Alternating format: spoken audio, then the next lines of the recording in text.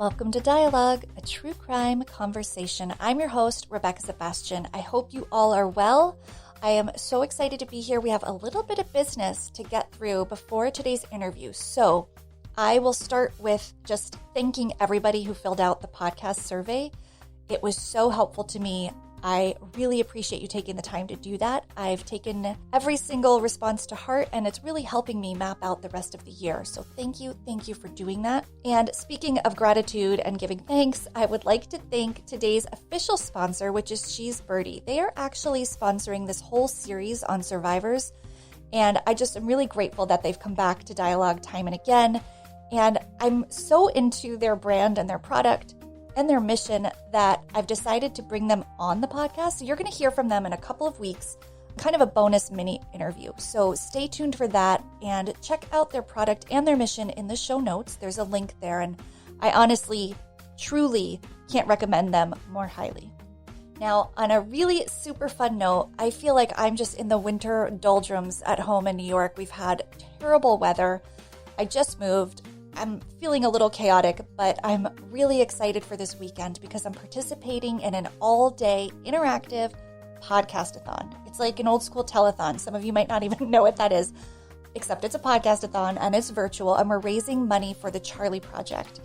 Charlie Project is a resource many true crime podcasters utilize in their research, and we are going to be going all day from 12 noon till midnight.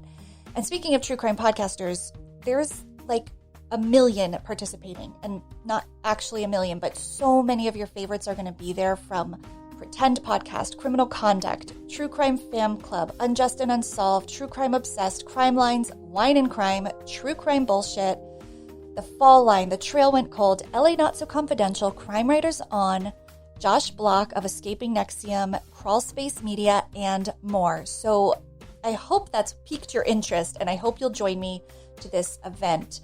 It's on Get Vocal, which is a free interactive platform, and I've done shows on there before. It's really, really fun. You can kind of hang out in the comments and engage that way. You can also jump in and be visible and interact with me and the podcasters and ask questions. So I will be moderating 2 panels there, as well as doing Yellow Tape True Crime Trivia. So if you've always wondered and heard about Yellow Tape, my trivia show, this is your opportunity to play. So I will have a link to the event in the show notes. Please make a point of being there. Check in at some point during the day, or spend the whole day. I mean, honestly, what are you doing at this point in February in the middle of winter? So please join me for that. It's going to be so much fun.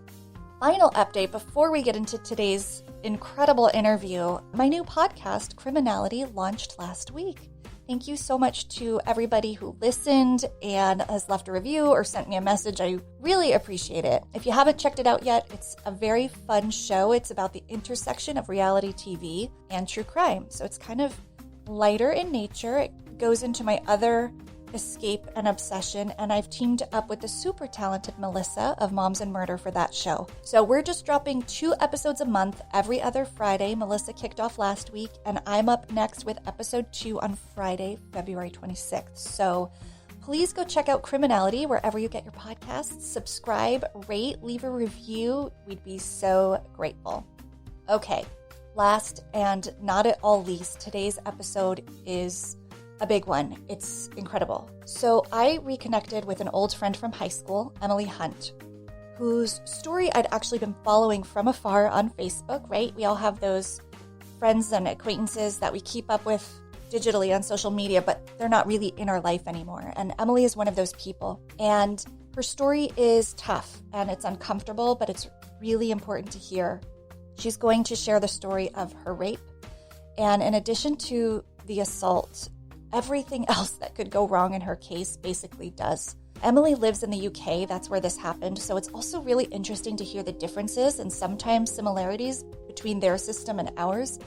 And it gives some light on what's really happening, because I know a lot of us watch British procedurals the way we watch Law and Order, right? So this will really shed some truth to the actual system that she found herself kind of basically victimized again. I want to make a note that the book she mentions is called The Body Keeps the Score. It's come up on the podcast before. I decided I should put it in the show notes. It's by Bessel van der Kolk. And also wanted to note that Emily mentions a statistic in the UK about the percentages of rapes reported. That number is 15% reported with just 1.4% prosecuted. And she and I were wondering about the US equivalent. And the most up-to-date data I could find was on the FBI website from 2018. Those numbers say that out of 127,000 rapes reported to police departments in 2018, 33.4% resulted in an arrest. So this bears out to be for every 1,000 rapes, 384 are reported to the police, 57 result in an arrest, 11 are referred for prosecution, 7 result in a felony conviction, and 6 result in incarceration. So pretty staggering numbers. Again, it wasn't an apple-to-apple equivalent, but I wanted to give some type of United States numbers to her UK ones.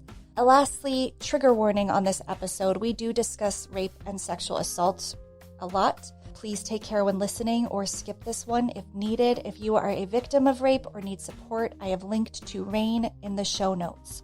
With that, a heartfelt thank you to Emily for sharing her story, doing the amazing work she is doing. You guys, I cannot wait for you to hear what she's done in the aftermath of this trauma. And though it has been 20 plus years since talking to her, prior to this interview, Emily and I certainly had no problem killing the small talk.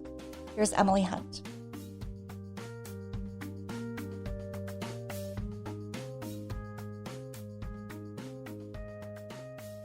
Emily, it is really lovely to have you on Dialogue Podcast and to see you for the first time since probably 1997-ish. Sorry to date us. Appreciate you doing this. I'm happy to be here. Yeah, so for listeners, Emily and I went to the same high school in Princeton, New Jersey, and, we're social media friends, and you started sharing a very personal story on Facebook, something that happened to you in 2015, and it's big news, and you've been living in the UK for quite a while now, and I was doing this series on survivors on the podcast. I was like, Emily has endured something that is, it's like a TV show. Like the plot, unfortunately, it was real and it happened to you. But you've really emerged as a pretty amazing advocate, survivor. I've seen you communicate this story, and I would just love to hear you tell it here. Also to share some recent news, which we'll get to a little bit later, but maybe we could start with May of 2015. In as much detail as you'd like to share, what happened? So in May of 2015, I was at this really interesting point in my life. I had just gotten divorced in what was probably the world's most amicable divorce. I was really looking forward to every day had that possibility of being the next day, first day, rest of life kind of thing. I had an interview for a job the next day that was potentially a first big step. And I had a date that night. And so this was May 10th, 2015.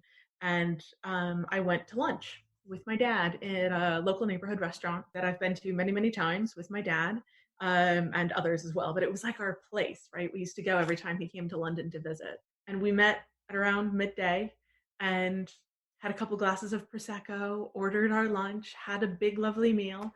And then the conversation went a little bit weird. And then all of a sudden, there's nothing. Absolutely nothing. And the next thing, I was waking up in a bed next to a man I had never seen before. I was naked, curled up on one side and covered with this bed throw that the first thing really where I realized something was wrong was the texture of this sort of blanket on me, because I know I don't own anything that feels like that. And as I came to, I sort of looked over my shoulder and saw this guy, and he was leaning against the back of the bed, watching TV, flipping channels and laughing.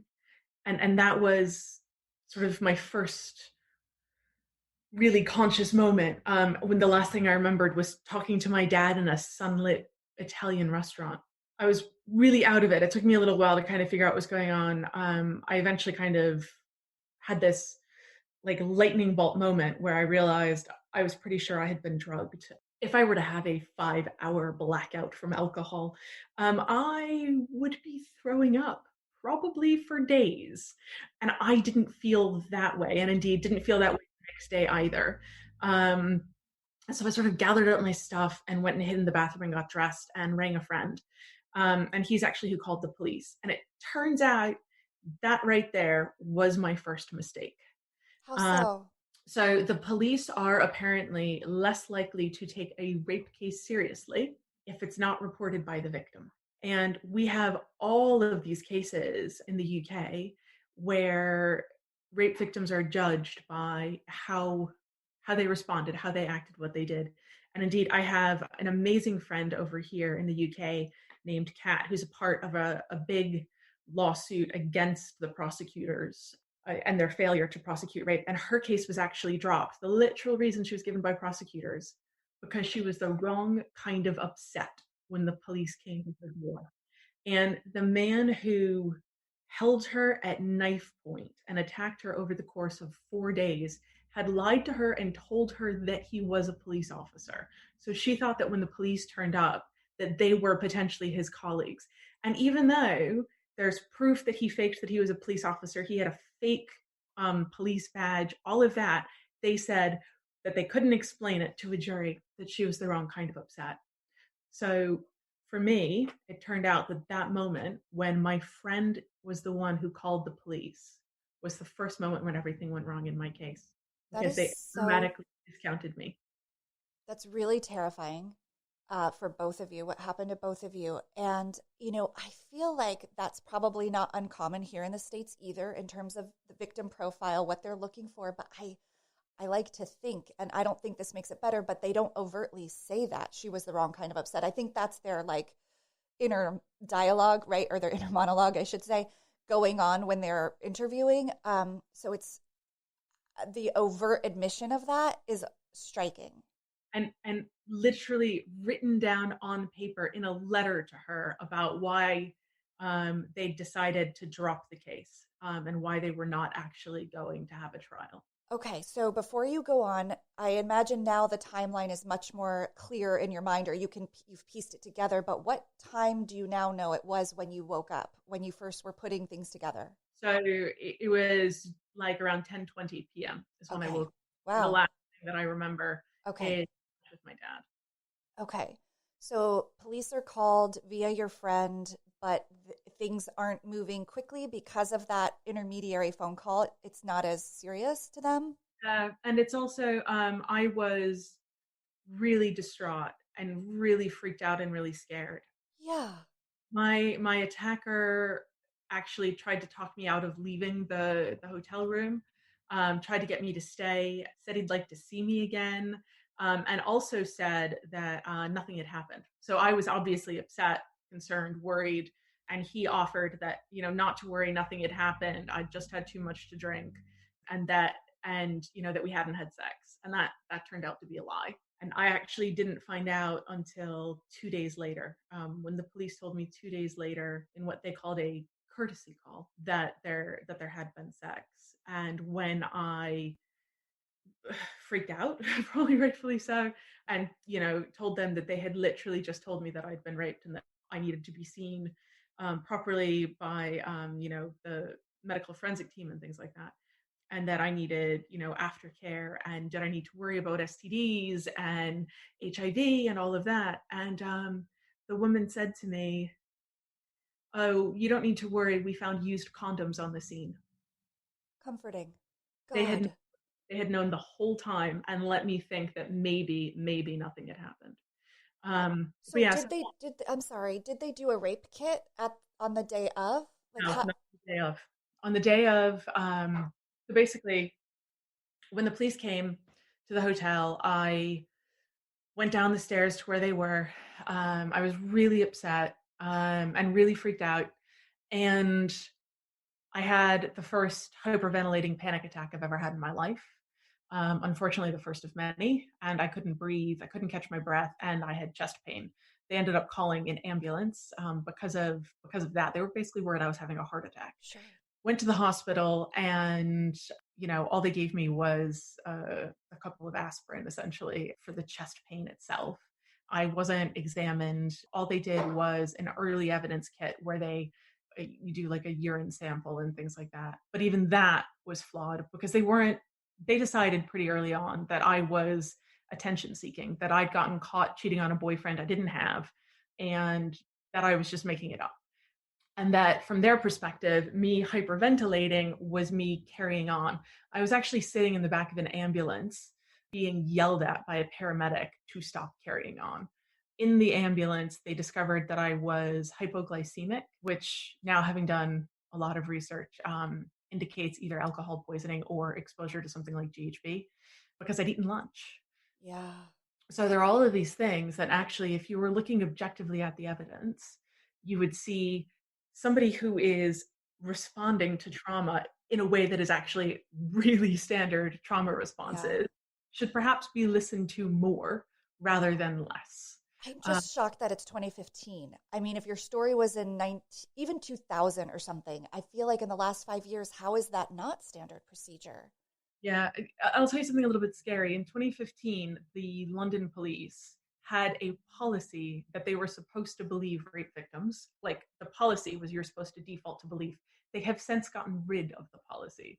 But this all happened to me when they theoretically had a policy in place of believing victims and going from there. Fundamentally, every victim says they feel like they were the one on trial and being investigated. And they are, and they were. And I can't imagine that they got rid of that policy because there was just such a plethora of victims faking rape. Like that statistically, I don't think those numbers are massive. Oh, excellent. Thank you. Please share. I even have global numbers. So usually it's all based on UK numbers. So I've got to dig deep for some global numbers here.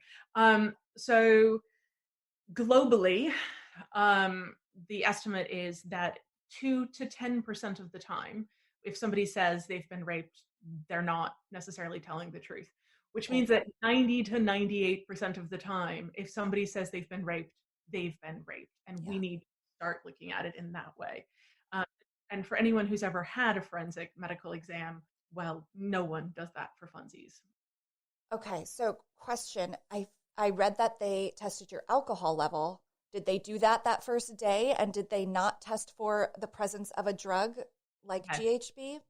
So when they did the early evidence kit, and they gathered the urine sample and, did like they look under your nails and things like that. The woman who was doing it, I think, had almost no experience. She was a young uniformed officer. She also seemed to not really believe me or not think it was a big deal. But I think the bigger problem is that she didn't understand how it works. Mm-hmm. So GHB metabolizes out of your system in 6 to 12 hours for over 80% of people. Okay. So my last memories at about 4 p.m. This was already probably nearly 11. The chances of it still being in my system were small. And nobody explained to me that I needed to pee in a cup right then and there. Because I didn't know how any of this works. Of course you don't when this happens to you. So I didn't realize that I needed to pee in a cup right then and there. And instead, they waited until I had to pee, which was actually at 1:45 in the morning, at which point there was no way on earth there was going to be anything there. In addition to all of that, the police messed up the paperwork. So they wrote that the time of my possible drugging was 7 p.m. when it was actually probably 4 p.m., which also leads into the analysis of whether or not there's the presence of something. It actually took me fighting for more than a year and a half to get them to rerun the analysis. So it went from definitively not drugged, which is actually bad science, but whatever, to could have been, but we don't know. But what it all comes down to is the police and the CPS decided that I wasn't drunk enough, according to the blood alcohol content, which is just about twice the legal limit for driving, that I wasn't drunk enough to not be able to give consent. And they refused to look at the other evidence that pointed to my probably having been drugged. But even bigger than all of that, what they continue to ignore, is there's video of me falling over backwards and unable to stand up under my own power, walking into the hotel room. Instead, they argue that there's video of me being totally able to stand and walk on my own to the hotel, and then don't acknowledge at all the video of me unable to stand going into the hotel room. And look, I get consent cases are complicated, but in this one, he was completely sober. So this isn't two drunk people not really knowing what they're doing. This is one completely sober man taking advantage of somebody vulnerable. Oh my gosh. Okay, so much there. CPS is the Crown Prosecution. Is that right? Sorry. No, that's Yeah. okay. I mean, I have a very savvy listener bunch. They watch a lot of British procedural, so they might know that. But so Crown Prosecution Service, or what's the S service? Okay. What about cameras at the meal with your father? And there are none. Yeah. Okay, so I mean, are there any theories as to how he maybe made his way to you, and like where does your dad figure in, like his Yeah. departure? Like, It's really interesting. So because they this is actually something that I hadn't really thought of or considered. But when it feels like for a rape victim that the police are investigating you, that is literally what they're doing. They default to investigating the victim and not the perpetrator. So that means that instead of looking to see how he got to the bar where he says we met, they looked at everything that happened after we met. So they didn't look at how I got from the restaurant to the bar. We still have no idea if he is the one who drugged me, if he walked me from the restaurant to the bar, if somebody else did, or how it happened. I had never been to that bar, and basically drunk me wouldn't have gone there. It was on the wrong side of the street. Like there was a reason I'd never been. It was just sort of awkwardly placed, and it's not, mhm, you would have had to convince me to go, yeah. and nobody ever looked at that. And the only reason we know that if I was drugged, and again, I really very probably was, but there's no solid evidence of it. But if I was drugged, it was probably at the restaurant. And we know that because my dad also has time missing. So we've actually narrowed it down to after our meal, we each had a grappa. Then he had a coffee and I had a second grappa. We think it's that second one that was dosed because he had a couple of sips of it and I had the rest. And Oh. and my dad literally, he left me at that restaurant, went back to my house to get his suitcase, and then went to the airport to fly back to Ireland where he lives. And he doesn't remember getting back to Ireland. He doesn't remember anything between having his suitcase, and he doesn't remember going to my house to get it. He doesn't remember seeing my ex-husband. My ex-husband said that my dad seemed more drunk than he'd ever seen him before, and he was really surprised because we were only gone Wow. 2.5 hours, and he's seen my dad pretty drunk. um, so my dad doesn't actually remember seeing my ex-husband. What he remembers is trying to find his cab, and then he doesn't remember anything, and then suddenly he was landing in Dublin. Well, that's terrifying too. And I would speculate your father is larger than you. He had just two sips, and that was what the result was for him. So if you finish the drink and you're you, I mean, you can see what state you might have been in. And then again, the police and the CPS refused to look at that as evidence that I was drugged. I, And then in addition to all of that, my attacker actually said in his police statement, which he did like under caution, which is like you can't lie, you'd be in trouble kind of a thing. He told them that he thought I might be mentally ill. And he also told them that one of the first things he asked me is if I was on drugs. So you've got me with a 5 hour memory gap. You've got CCTV of me falling over, unable to get into a hotel room, though my attacker was sober. You've got, all of this stuff piled together. You've got the hypoglycemia, you've got the effect on my dad, you've got the fact that I wasn't hungover, and the CPS continues to insist that that it wasn't rape because I clearly consented, and I'm genuinely, I can't even begin to imagine how looking at all that evidence you get there, but they insist, that there's no evidence that I couldn't give consent, even though he says that he thought that I was mentally ill or on drugs, and there's video of me falling over. Right. So then, speaking of video, you find out 1 year later-ish, is that right? That there is video unbeknownst to you from the hotel room inside. Yeah. So, So a year after I was raped, a little bit more than a year actually, it was late May 2016. I sat down with the police and they actually lied to me about the purpose of the meeting, which is just sort of classic them. And they turned up and they told me during that meeting that he had taken a 1 minute and 2 second long video of me naked and unconscious on the hotel bed. And that he told them that he took it in order to masturbate to later. So personal future sexual gratification reasons. And he also told them that he knew that he didn't have my permission and that if I'd woken up while he was taking the video that I would have been upset.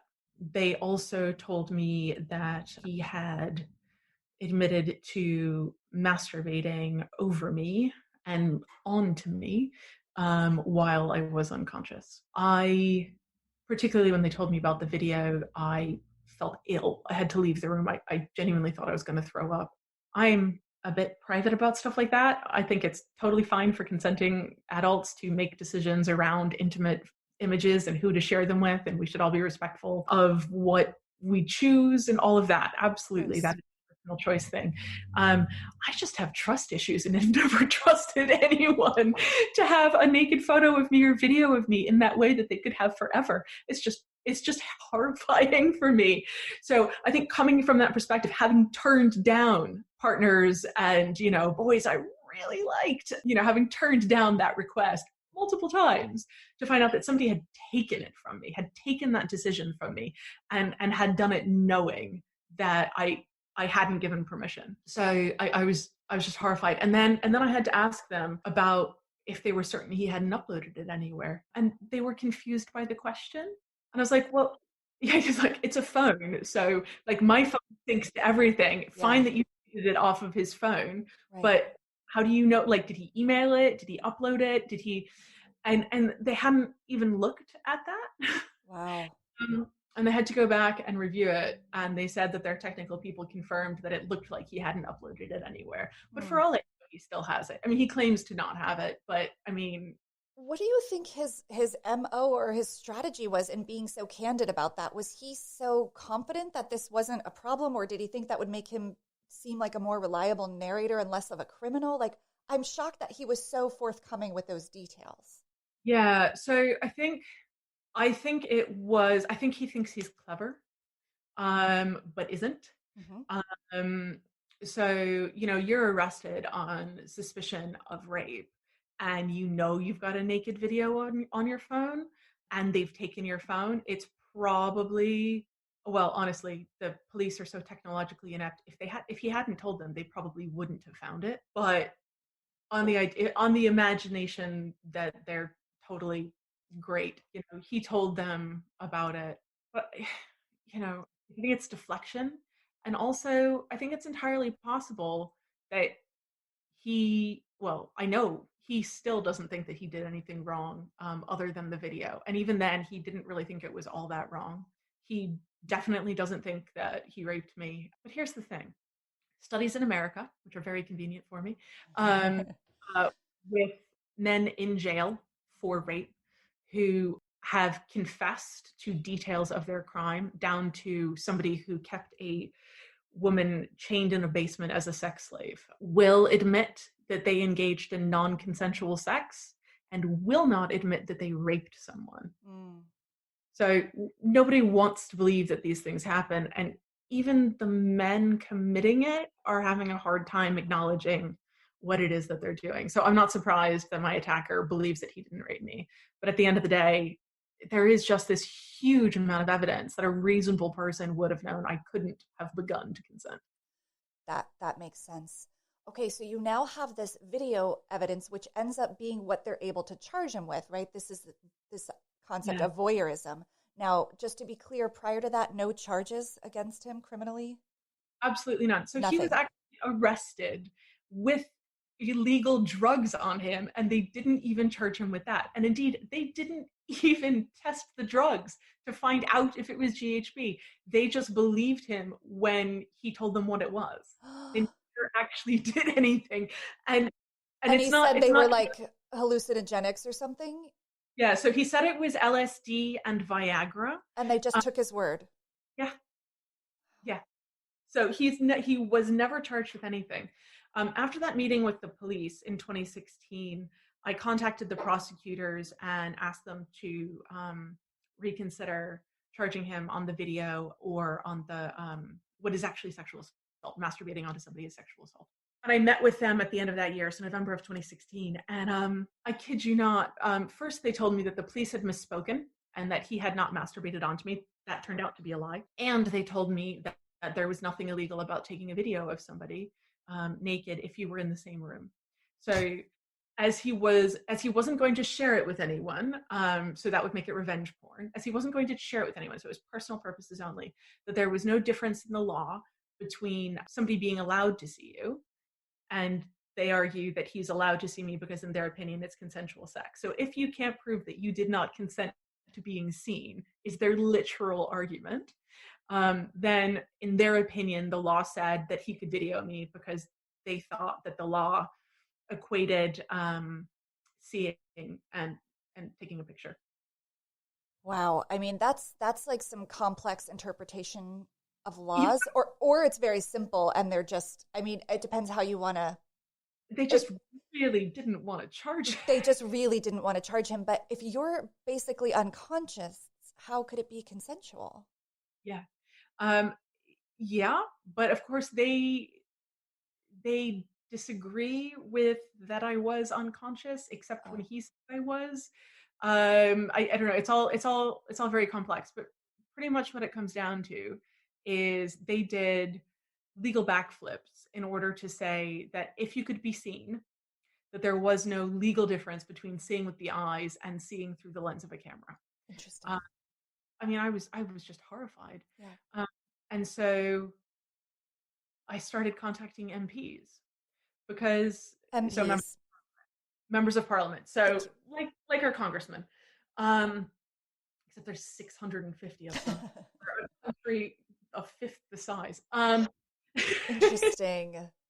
So I started contacting MPs because if it wasn't against the law to video somebody without their consent, that was not okay with me. Not just because it happened to me, but I also have a 10-year-old daughter who at some point is going to be a grown up, and I am not okay with that being the state of things, the world that she becomes an adult into.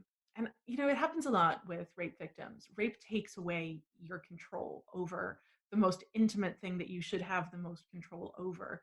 And rape victims get really weird about control and lack of control. And it's also a bit of a trauma thing.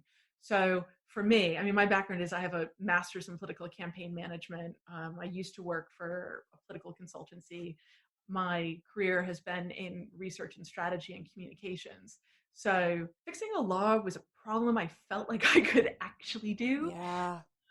And I had, some people who could make introductions. So I started meeting with MPs, and I actually had support from MPs in 5 different parties. So we have a two-party system here, but for a while we had a bit of a coalition thing going on. Everyone was really upset. We had a third party that actually got enough seats to complicate things. Oh, if only we did. No. Um, so, I was working with MPs from the smaller parties and the large ones to build a proper bipartisan cross-party coalition to change this law. And I had just some, really brilliant supporters from both sides of the aisle. One of my biggest supporters is someone who's very, very right wing and would proudly describe himself as, not a feminist. And he has been one of the people who's helped me the most because he's a he's a law and order kind of guy and Yeah. is not good enough. Yeah. So, really great experience to get to go in and meet with MPs. It's a really different system here because our campaign financing is really different. So if I tried to do this in the States, I would have needed to donate like $1 million to Jeez. candidates, right? If you want to change a law in the US, it's a bit different. Here, like an actual person can just go meet with an MP. Wow. Yeah, it's cool. Wow.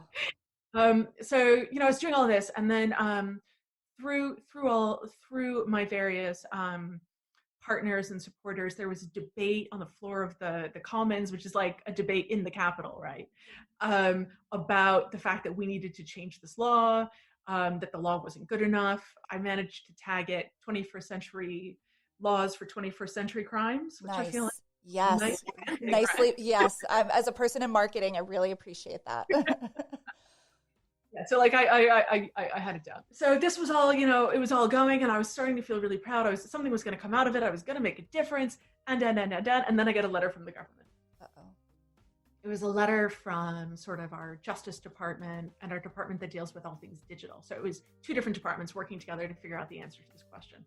And what they came up with was, we can't comment on any individual case, but our interpretation of the law that the MPs passed is that this is covered. This is already illegal.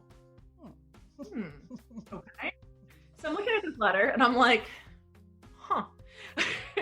I was going back and forth and I was trying to figure out all this stuff.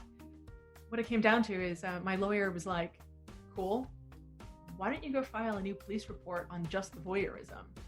Include the letter as guidance to the prosecutors that actually the people who wrote the law say it's illegal, so read it better. Wow. Yeah, so that's what I did. I filed a new police report, except the prosecutors refused to listen.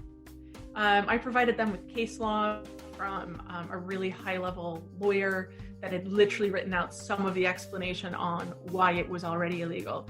I also included the letter from the government about the fact that it was illegal. And they continued to insist that it wasn't. And they refused to charge him. She's Birdie is back, and I couldn't be happier about it. DIE-ALOGUE is doing a 4-part series on survivors, and what better sponsor than She's Birdie to help us all be more prepared to survive should something unexpected happen to us. She's Birdie is a personal alarm that is most importantly easy to use and effective. The alarm is super loud and easy to activate when you need to, but impossible to activate accidentally. That's really important. Not as important, but worth mentioning, they're really cute. The founders worked hard to design a product you don't mind wearing on your handbag or your gym bag or car keys. Each one comes with a gorgeous brass ring, and the alarms come in fun colors, but also charcoal if you aren't into fun colors. Hi. And there's new colors coming later this spring. And if all of that weren't enough, She's Birdie gives back every time you buy one. To date, they have donated $50,000 to local women's shelters and to assist in changing legislation to protect victims of abuse and violence.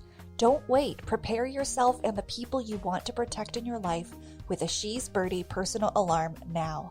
DIE-ALOGUE listeners get 10% off when they use the code DIEHARD, DIEHARD. Go to shesbirdie.com and use the code DIEHARD for 10% off at checkout. Chirp loudly. On February 9th of 2004, 21-year-old UMass Amherst student Maura Murray disappeared in the White Mountains of New Hampshire in one of the most perplexing mysteries of our time. For years, we have covered Maura's case and the tireless online community that surrounds it in great detail. We have since expanded our mission with this series, raising awareness and shining a light on the stories of other missing persons. We now sit on the board of directors of the nonprofit organization Private Investigations for the Missing, which was founded by Bruce Maitland. Bruce's daughter, Brianna Maitland, went missing from Montgomery, Vermont on March 19th of 2004. This is Missing. After all these years, once the podcast started coming out, we started getting tips. One of her husband Richard's family members came forward, specifically asked us to search this spot. It's a 31-foot vertical shaft. And then it went over, and then it went through a crevice, and then there's another room. How close was this area to where Erica went missing? Probably 2 miles. There were sightings of keys within a mile of a diner that she worked at a few weeks before she went missing, asking people how deep Lake Champlain was in certain points, and asking people if anyone would know they disappeared. Just common small talk you make with strangers. Wow, so that was the other job that Brianna Maitland had. She was driving really crazy on the way home. She was tailgating, driving fast. She seemed to be irritated about something all of a sudden. Everything was fine, but all of a sudden, and I think it had to do with that phone call. I was in the dentist chair and the local radio station came on. And that's how I found out. It was Archer Ray Johnson is missing. And I was, okay, that's not a name that you hear. You're in a small town. I knew it was my dad. But I think sometimes we all need to be reminded that for every day that you don't do something, that you don't act, or you aren't on the offensive, that someone is in great anguish. Follow us on social media at Missing CSM. Search for Missing in your favorite podcatcher.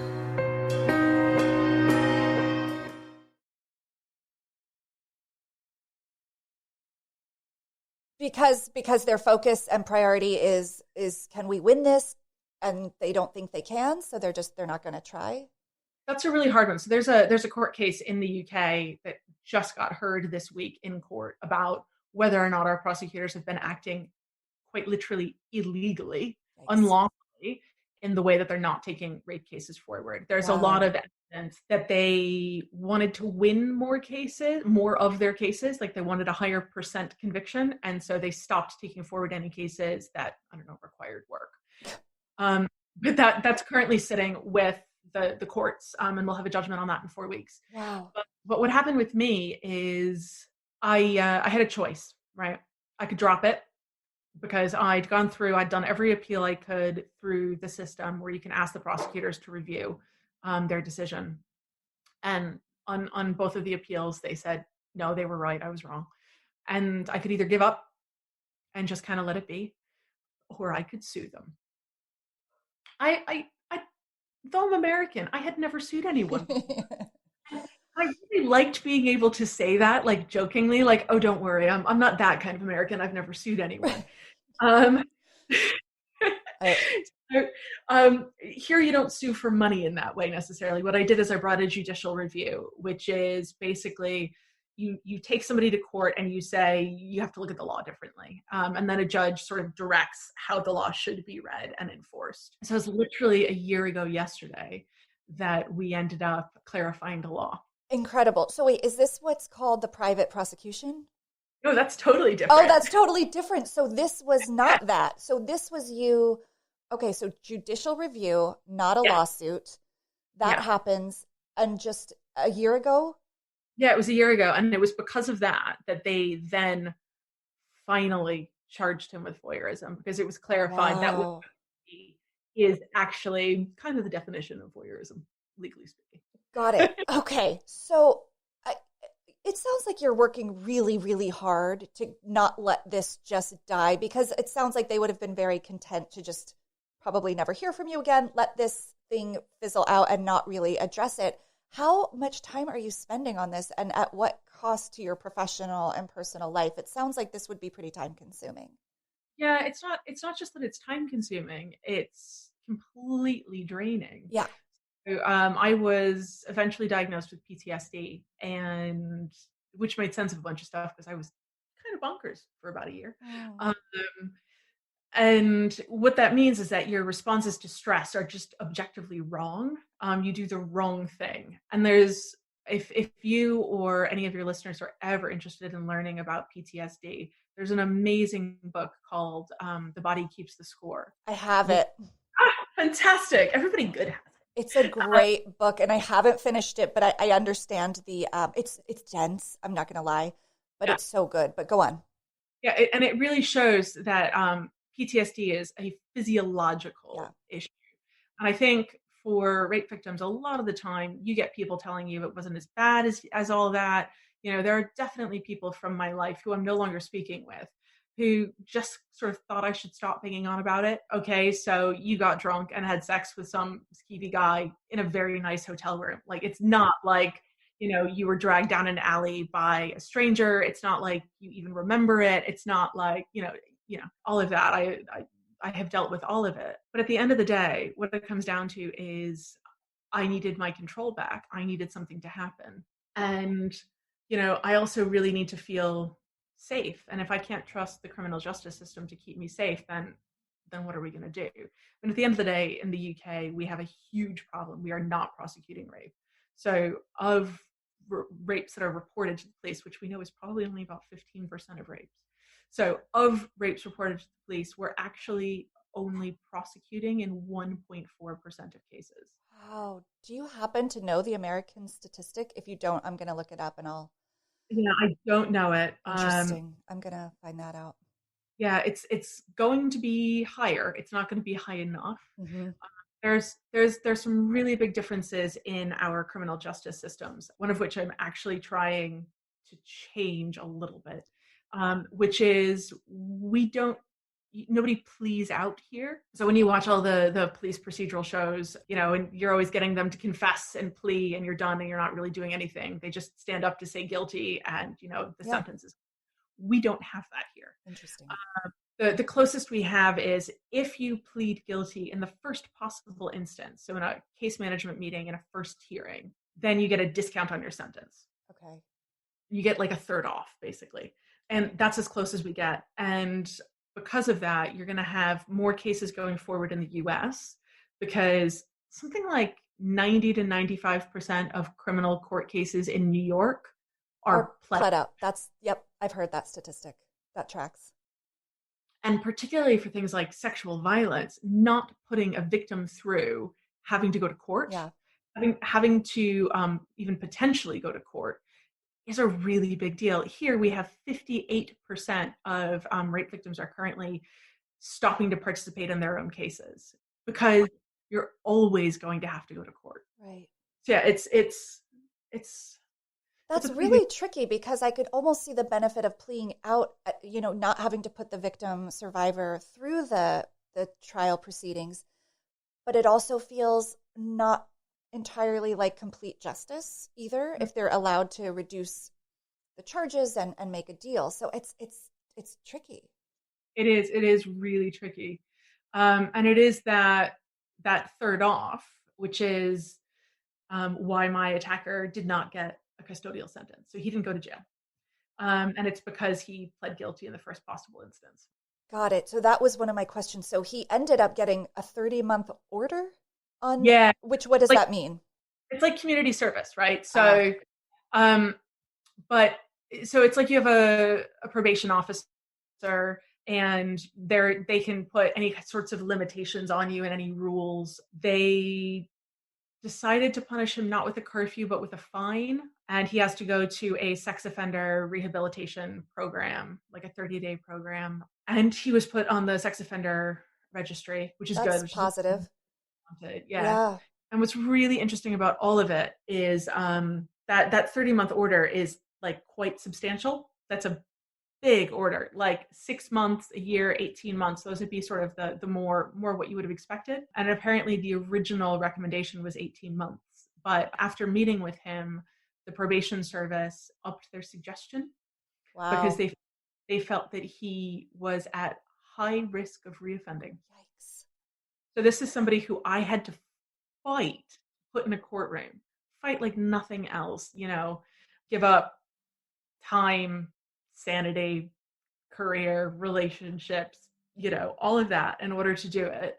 I fought and fought and fought. And it turns out, thank goodness I did, because he is a risk to society. I mean, what cold comfort though, right? To only be affirmed for what you suspected and were right to believe. All this time later, they're able to say that. I mean, it's like a day late, dollar short. Yep. And of course, our prosecutors, my lawyers went back to the prosecutors after that and said, and now please, can you consider charging him with rape and sexual assault? And they've actually just come back last week and said no, that they reviewed the evidence, except they didn't actually look at the videos. They just looked at the police description of what was in the videos. Okay.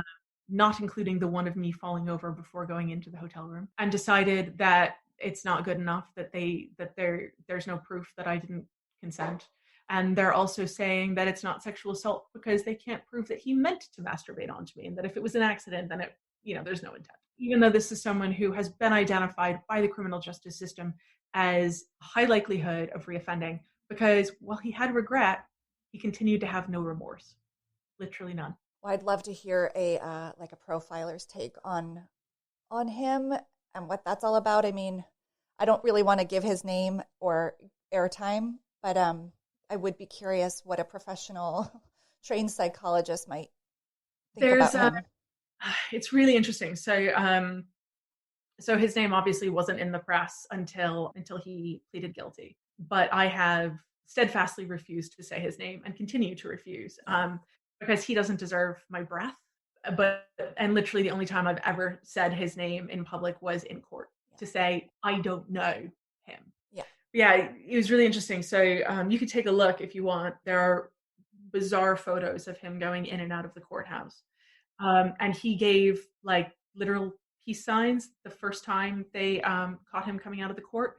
And the photo editors all chose not to use that photo. And then the second time he did like airplane arms. I saw that one.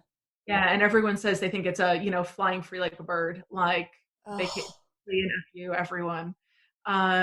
He turned up in quite bedraggled, like a wrinkled shirt, a wrinkled short sleeve button down shirt, not proper dress trousers, grungy trainers.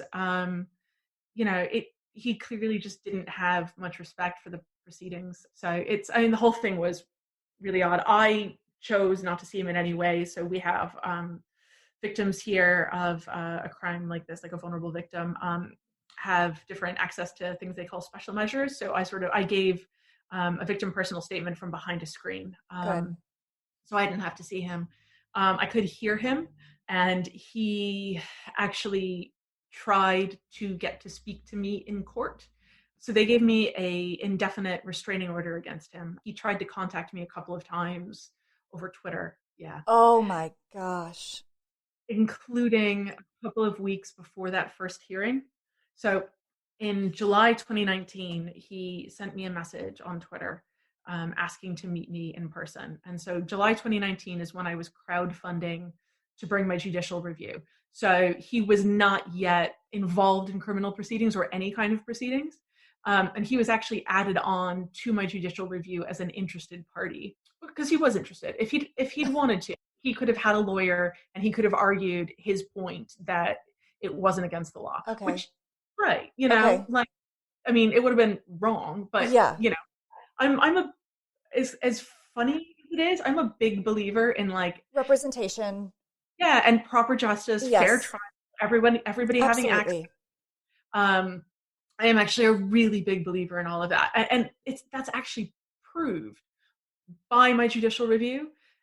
I really wish more people had access to amazing legal representation. I was only able to do what I did because I was represented pro bono by an amazing organization called the Center for Women's Justice. Okay, so Emily, this has been, an ordeal is not strong enough of a word, but I guess my favorite part of the story, if that doesn't sound totally crazy, is that I read you were just appointed a role, and I want to get the role right. It's expert advisor for the UK government. How in the world did this happen? What does it mean? I'm really excited when I read that. So tell us about that. Okay, so I find it really crazy. So talk about having no control, being a rape victim, rape victim, and then law changer a year ago, and now I'm an expert advisor to the government. So in September, right before the sentencing, I just had all this stuff in my head. I've learned so much, and I took, I'm naturally a bit of a geek and an academic, so I've been reading all kinds of academic journal articles in the background all along. I've been reading all kinds of stuff. I've been having interesting conversations. I'm also, a data geek. So, like career-wise, I did surveys and looked at large sets of data and stuff like that. So I've just been gathering all of this information, and then you have my lived experience layered on top of it of having gone through the system and experienced all the different ways it can go wrong. I just felt like there was so much stuff in my head that there was something I could do with it or should do with it. So friend of a friend of a friend, I basically contacted somebody in number 10, which is basically our White House, and asked if she'd have a coffee with me because I'd love to have a chat about what I could do to help improve rape prosecution rates in the UK. And went and had coffee. It was a lovely conversation. And, she was saying all the right things, but, you never really believe it. When they're like, we're going to have you back next week. You're going to talk to all these people. You're going to do all this stuff. Yeah. And then I was back the next week. Oh my gosh. And this is like, and then the way to my heart is obviously through my child, right? And we're both democracy fangirls. We're both geeks. Like, we're all of it. My daughter was angry that I was getting to go to number 10 and she wasn't. And she had just done this leadership and politics camp where she keeps saying, because she's a dual citizen, she wants to be prime minister and president at the same time. I love it. Would be more efficient. Amazing. I know, it's brilliant. So, you know, I sort of offhandedly said at one of these meetings that my daughter was jealous. And she's like, oh, well, why don't you bring her by? Oh. So this quite senior person in number 10 gave my daughter an hour-long personal tour of number 10 and all the little hidden details. So there's all this great trivia about like the way people have hidden little decorative things in different rooms, like the Blairs left behind bees, not the letter B, but the like a bee, like the bug, like enamel in the wall in their favorite room. Oh my gosh. There's in one of the rooms, there's this little gold leaf bit of a man thatching a roof, which was put in by a decorator who really liked Margaret Thatcher while he was working for her. And so that way there will always be a literal Thatcher in number 10. Oh, I love it. All this stuff. And I'm just dying. They let my 10-year-old sit in the prime minister's chair at the cabinet table. Gosh, memories for her. Insane. You know, so cool. And then perhaps my favorite part was as we were in the waiting area, who wanders by? The prime minister. Oh my gosh. Who ignores me. I'm an adult. Everybody there is an adult, you know, but the little kid in the cute school uniform and hat, he kind of looked down at her and was like, hello. And she was like, hi. And then basically went and swooned on the couch. Oh my God, the prime minister spoke to me. Wow. It was great. Yeah, that is big. Now I just need to swing an invitation to the White House, you know, like we need some ballots in my dual nationality. Yes. Yeah, so all of this was happening and I was talking with them and, you know, I was being invited to these meetings with ministers who want to change things. I was invited to speak with, you know, policy people in number 10. And I was able to talk about, you know, things that I think really need to change. One of them is I think we really do need to tackle improving and encouraging guilty pleas even sooner than as soon as possible, because I think it's better for everyone, including a massively overwhelmed court system. You know, so I've been able to talk about this stuff in amazing rooms full of really amazing people.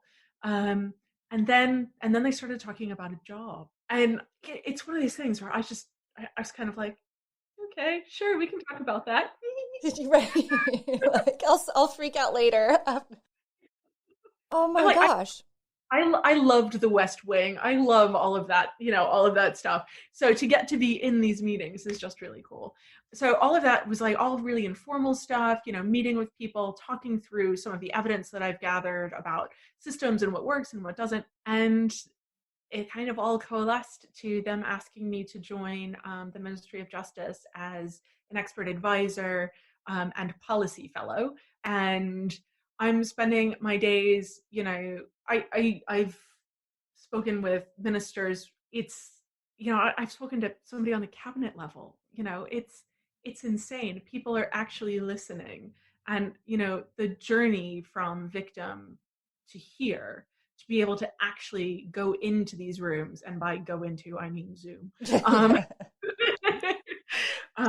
and have something to say, because I do, and to be able to back it up with the evidence and the data and the lived experience to be able to impact what's happening is just amazing. We have since 2019, the government commissioned an end-to-end rape review, so from report to court. And that's what I've walked on to, is sort of the last bit of finalizing the actions that the government's actually going to take in order to fix the problem, because we are not prosecuting enough rapes.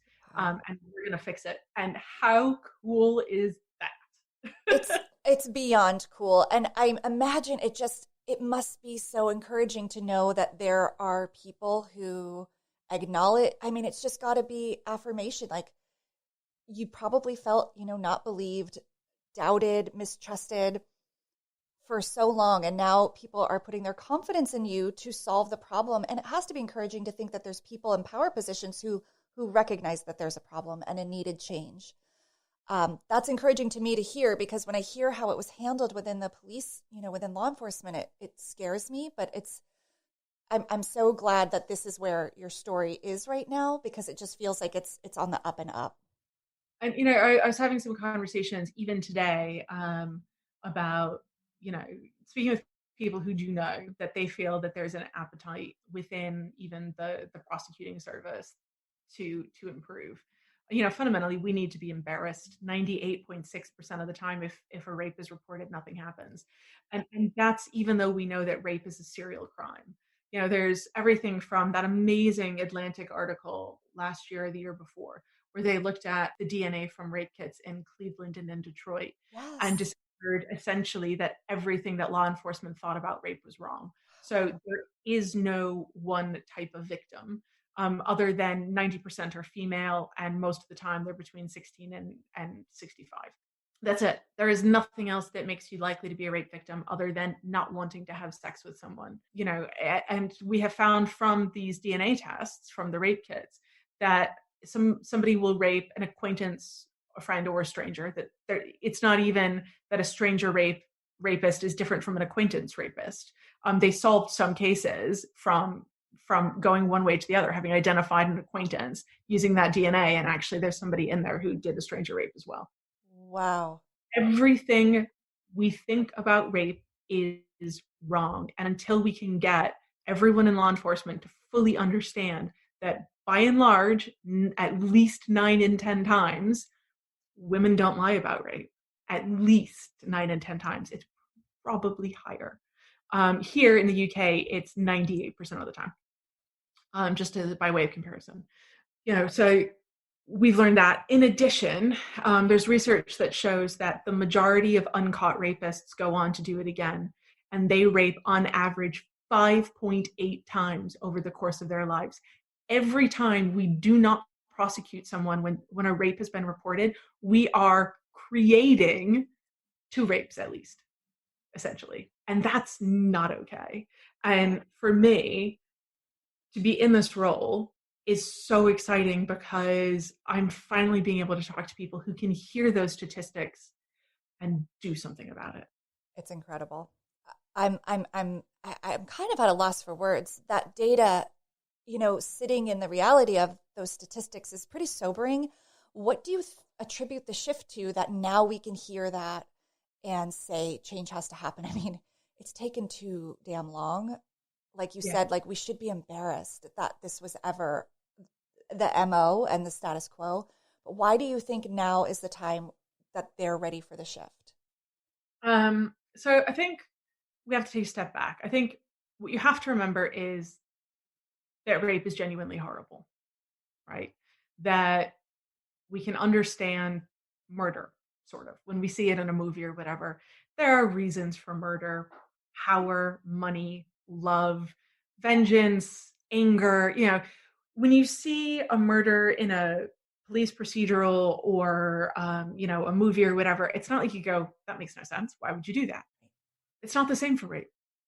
There's no rationale for it. And I think what we need to recognize is that it's really, really human, really human, to not want to believe that rape happens. So let's put it this way, right? Someone is accused of a rape. What is easier to believe, really? That somebody even vaguely know, could do something so horrible, or that somebody could lie about rape, right? It's really human, actually, that second one.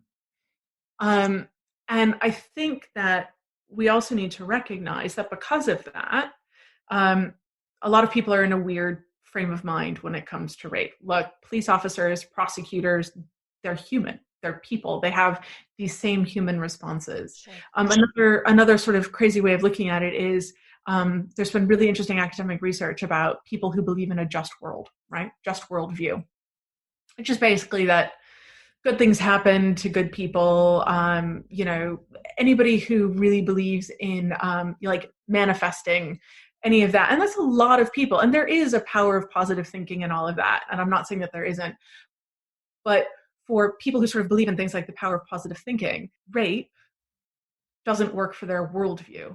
sex is complicated for people to think about and talk about and even feel about. So of course, when we start looking at transgressions to do with sex, it's going to be complicated. And I think we need to give people a break that we're all human. But I think actually we need to talk about it with law enforcement as, look, we get that you're human, and I'm not saying that you're a bad person. I'm saying you're acting in a human way, but you need to actively confront these thoughts because they're objectively wrong. You're writing a book, right? I am. This makes me want to read your book. So I just really appreciate that thoughtful response. I've honestly never considered it the way you're saying, and I think so many people need to hear that perspective. I think we need to really start having conversations about sexual violence that take into account the humanity of it all. And, that's where things, for me, the whole point of the book is to start conversations. Well, that's the whole point of my podcast. So this couldn't be a better intersection. Emily, I really am truly thankful that you said yes to this request and my invitation. I'm excited for the next part of your journey and your story.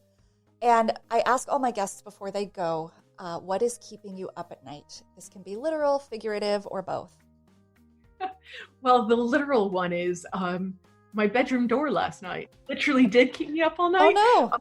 It was really windy, and it was banging in the door jamb every time the wind blew. Oh, that's unsettling. So, yeah, it was not fun. It made for today. Today was a bit awkward. I had a really interesting call with one of my colleagues at the Ministry of Justice for an hour this morning, and I have no memory of that call. Oh, my God. You were just like... Coffee hadn't quite kicked in. I hear that. I think what's keeping me up at night is I want the world to be a better place for my daughter. And that is a job that's never done. And I am trying to give her the tools to change it for herself. You're doing it, and she's gonna see that. So I'm just not worried about your daughter. She sounds like she's gonna run the world. But Emily, thank you again for being on Dialogue, a true crime conversation. Thank you for having me. Dialogue is a Yellow Tape Media production edited by Jason Usry and produced and hosted by me, Rebecca Sebastian. Please be sure to subscribe to Dialogue, a true crime conversation, wherever you listen to podcasts, and follow us on social media. We are at Dialogue Pod across all platforms. You can also drop me a note or a guest suggestion or sign up for my newsletter at RebeccaSebastian.com. Be sure to join me every Wednesday for a new episode and another killer conversation.